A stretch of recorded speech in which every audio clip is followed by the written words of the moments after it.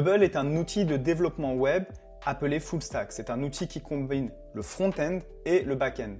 Le front-end, c'est ce que l'utilisateur va voir lorsqu'il est sur une application ou sur un site web.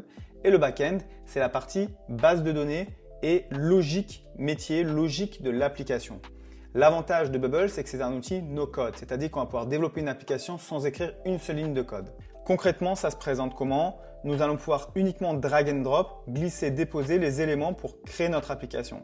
Je suis sur une page blanche, je prends un texte, je le glisse, je prends un bouton, je le glisse, je vais chercher un élément input dans lequel mon utilisateur va pouvoir saisir de la donnée, je le glisse, je glisse un nouvel input et là, ce qui se passe, lorsque je vais prévisualiser, je vais voir mon titre, mon input 1, mon input 2 et mon bouton. J'ai ma superbe application, mon input 1, mon input 2 et mon bouton. Le problème, c'est que maintenant, il va falloir ajouter la logique. Que se passe-t-il lorsque je vais cliquer sur ce bouton? Sur cette superbe application, je vais devoir donner une logique à mon bouton et lui dire, lorsque tu vas cliquer sur ce bouton, tu vas me créer un nouveau produit. Je vais pour cela, dans ma base de données, créer une table, une base de données produit qui va contenir un nom, un prix. Chaque produit aura un nom et un prix. Donc dans mon workflow, ma logique d'application, quand je vais cliquer sur le bouton valider, je vais créer un produit auquel je vais affecter le nom et le produit que l'utilisateur aura saisi et ce sera tout. Mon produit sera enregistré en base de données.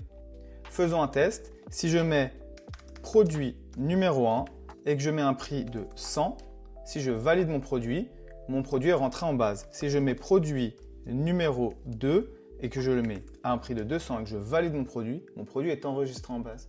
L'intérêt maintenant, c'est de pouvoir afficher cette donnée. Pour afficher cette donnée, j'utilise un autre élément dans lequel je vais lui dire « Va chercher la donnée dans ma base de données produit et affiche-la moi ». Qu'est-ce que ça donne?